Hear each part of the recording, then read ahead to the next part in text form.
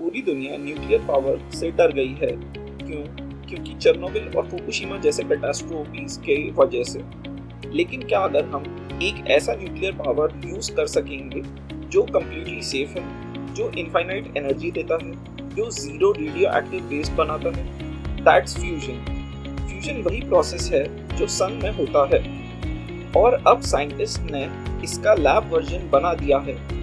2022 में एक historic break through में फ्यूजन ने पहली बार उससे ज्यादा एनर्जी प्रोड्यूस की जितनी एनर्जी उसे करने में लगती है।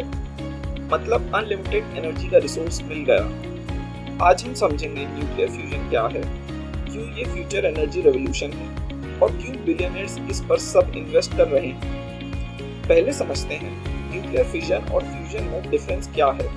न्यूक्लियर फिजन जो कि ट्रेडिशनल न्यूक्लियर पावर प्लांट्स में यूज होता है।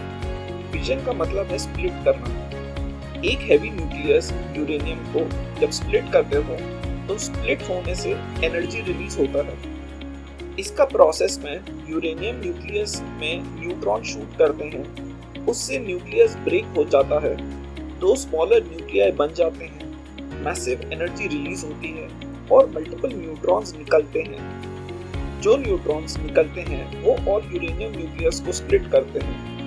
ऐसे चेन रिएक्शन बनता है। एक न्यूक्लियर पावर प्लांट में फिजन से इलेक्ट्रिसिटी प्रोड्यूस करी जाती है। प्रॉब्लम ये है कि रेडियो एक्टिव वेस्ट हजार्डियस रहता है 10,000 साल तक, और न्यूक्लियर एक्सीडेंट्स कैटास्ट्रोफिक होते हैं। माइनिंग यूरेनियम एनवायरनमेंट को डैमेज करता है, और न्यूक्लियर पावर प्लांट को डीकमिशनिंग कॉस्ट बहुत ज़्यादा होती है और कॉम्प्लेक्स होता है। न्यूक्लियर फ्यूजन में फ्यूजन का मतलब होता है ज्वाइन करना। हम लाइट न्यूक्लियाई हाइड्रोजन को फ्यूज करते हैं। फ्यूज होने से एनर्जी रिलीज होता है। इस प्रोसेस में दो हाइड्रोजन न्यूक्लियाई एक साथ प्रेशर और हीट में फ्यूज होकर हीलियम न्यूक्लियस बन जाते हैं। मैसिव एनर्जी रिलीज होती है। ये प्रोसेस सन में होता है। सन पर हर सेकेंड में 620 मिलियन टन हाइड्रोजन फ्यूज होकर हीलियम बन रहा है, जिसमें फिजन से काफी ज्यादा एनर्जी निकलती है। एडवांटेजेस क्या हैं इसके? फ्यूल अनलिमिटेड है क्योंकि हाइड्रोजन ओशियन में अवेलेबल है। Waste non radioactive helium है जो कि इनर्ट और सेफ है। No meltdown possible. पर यूनिट मास में इतनी एनर्जी डेंसिटी निकालना इम्पॉसिबल है।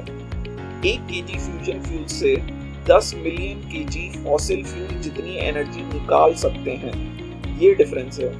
अगर फ्यूजन इतना पावरफुल है तो क्यों अभी तक कमर्शियली अवेलेबल नहीं है? क्योंकि फ्यूजन इनक्रेडिबली हार्ड है प्रैक्टिकली करने में।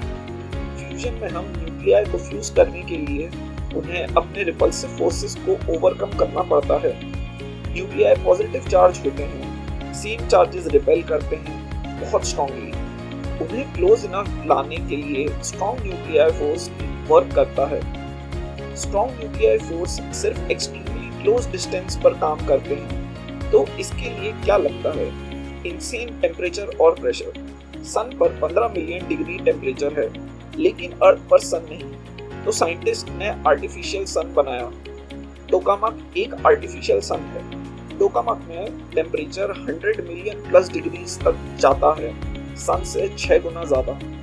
प्रेशर मैग्नेटिक फील्ड से कंटेन करते हैं और ड्यूरेशन मिलीसेकेंड्स तक मेंटेन रह पाती है। लेकिन प्रैक्टिकल प्रॉब्लम है। टोकामक स्टार्ट होने में जितनी एनर्जी यूज होती है, फ्यूजन से उतनी एनर्जी निकलती नहीं। मतलब एनर्जी नेगेटिव है, मीनिंग लॉस में जाओगे। 50 सालों के रिसर्च के बाद 2022 में नेशनल इग्निशन फैसिलिटी यूएसए में ब्रेक थ्रू हुआ, जहां फ्यूजन रिएक्शन से निकलने वाली एनर्जी ज्यादा थी इनपुट एनर्जी से। फाइनली हम एनर्जी पॉजिटिव हुए। लेकिन प्रैक्टिकल चैलेंजेस अभी बाकी हैं। पहला चैलेंज कंटेनमेंट। प्लाज्मा जो कि फ्यूज्ड मैटर होता है वो बहुत गर्म होता है, जिससे इसको कंटेन करने के लिए जो मटेरियल यूज होते हैं उन पर सवाल खड़ा हो जाता है। इसके लिए मैग्नेटिक फील्ड्स यूज करते हैं, लेकिन मैग्नेटिक फील्ड्स में डिफेक्ट बन जाते हैं, प्लाज्मा एस्केप कर जाता है। दूसरा चैलेंज है एफिशिएंसी। एनर्जी पॉजिटिव अचीव कर लिया, लेकिन नेट प्रॉफिटेबल अभी नहीं है। गेन सिर्फ 50 से 60% का है। प्रैक्टिकली वायबल होने के लिए 300% से ज्यादा का गेन चाहिए। तीसरा चैलेंज फ्रीक्वेंसी। टोकामक रिएक्शन सिर्फ मिलीसेकेंड्स चलते हैं, लेकिन हमें कंटिन्यूअस फ्यूजन चाहिए। चौथा चैलेंज मटेरियल्स। टोकामाक इतना हॉट है कि मटेरियल्स मेल्ट हो जाते हैं, नए मटेरियल्स चाहिए। But despite challenges progress exponential है। 2022 के ब्रेक थ्रू के बाद टाइमलाइन क्लियर हो गया है।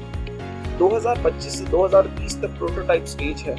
Companies like BAE Technologies, Commonwealth Fusion Systems, Helion Energy क्या कर रहे हैं? ये फ्यूजन रिएक्टर्स बिल्ड कर रहे हैं, छोटे पर कंटिन्यूस फ्यूजन रिएक्शंस करने की कोशिश कर रहे हैं। 100+ मेगावाट पावर आउटपुट तक का टारगेट है।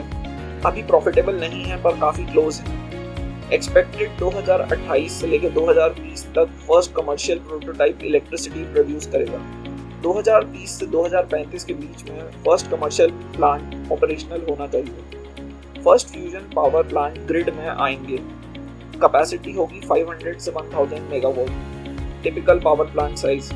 कॉस्ट पहले एक्सपेंसिव होगा, 1 लाख रुपए पर kilowatt, but manufacturing scale up होने से कॉस्ट ड्रॉप करेगा। तो 2035 से लेकर 2050 में हम मास डिप्लॉयमेंट एक्सपेक्ट कर सकते हैं। फ्यूजन प्लांट्स रिप्लेस करेंगे फॉसिल फ्यूल्स और न्यूक्लियर फ्यूजन को। कॉस्ट ड्रॉप करेगा 20,000 से 50,000 पर किलोवाट तक। इलेक्ट्रिसिटी प्राइस क्रैश हो जाएंगे। 2050 के आगे हम उम्मीद कर सकते हैं कि एनर्जी अबंडेंस की फ्यूजन वाइड स्प्रेड हो जाएगा। एनर्जी एफिशिएंटली फ्री हो जाएगी क्योंकि स्केल की वजह से प्रोडक्शन कॉस्ट नेग्लिजिबल हो जाएगा। ये हर चीज को बदल के रख देगा। ट्रांसपोर्टेशन, इलेक्ट्रिसिटी और चीप हो जाएंगे। क्लाइमेट चेंज सॉल्वेबल हो जाएगा क्योंकि क्लीन इनफाइनाइट एनर्जी मिल गई है। पॉवर्टी एलिमिनेशन पॉसिबल होगा। स्पेस एक्सप्लोरेशन वाइबल हो सकते हैं फ्यूजन रॉकेट्स की वजह से। रियलिस्टिक टाइमलाइन 20 से 30 साल है। Why companies are investing aggressively? Because first mover advantage massive होगा। If you control fusion, you control world energy.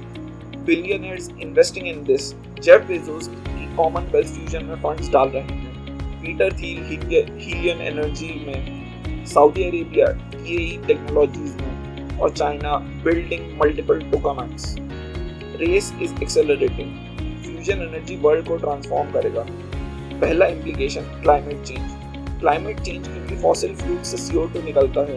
Unlimited clean energy मतलब फॉसिल फ्यूल्स ऑब्सोल्यूट हो जाएंगे। 2050 तक क्लाइमेट प्रॉब्लम सोल्यूशन पॉसिबल होगा। दूसरा implication poverty elimination. Poverty often energy scarcity से होती है। चीप इलेक्ट्रिसिटी मतलब डेवलपमेंट एक्सेलरेट करेगा। डेवलपिंग नेशंस पावर अप कर सकेंगे विदाउट कार्बन डेब्ट। Third implication geopolitical shift. अभी ऑयल और गैस पॉलिटिक्स कंट्रोल करता है जियोपॉलिटिक्स में। Saudi Arabia, Russia, OPEC powerful हैं क्योंकि एनर्जी कंट्रोल करते हैं। फ्यूजन्स में एनर्जी लोकलाइज्ड हो जाएगी। फ्यूजन प्लांट्स लगेंगे हर कंट्री में। जियोपॉलिटिकल लेवरेज शिफ्ट हो जाएंगे। Fourth implication space colonisation. Fusion rockets possible हो जाएंगे। मास कॉलोनाइजेशन वाइबल हो जाएगा। स्पेस इंडस्ट्री बूम होगा। Fifth implication abundance mindset. अभी स्कैर्सिटी माइंडसेट है, zero sum game.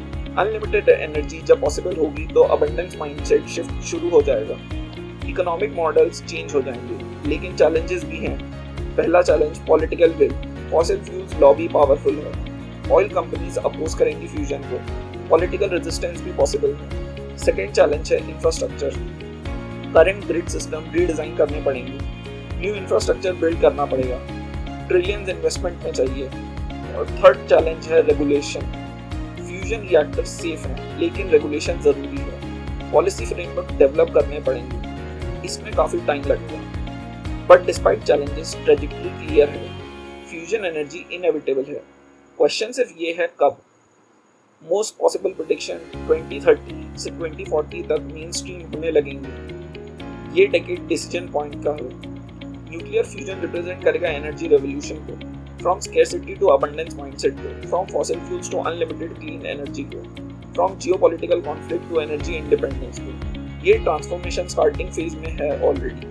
Companies billions dollar invest कर रहे हैं, गवर्नमेंट सपोर्ट कर रहे हैं। फर्स्ट फ्यूजन प्लांट बस कुछ सालों दूर है। जब फ्यूजन मेन स्ट्रीम हो जाएगा, दुनिया फंडामेंटली चेंज हो जाएगी।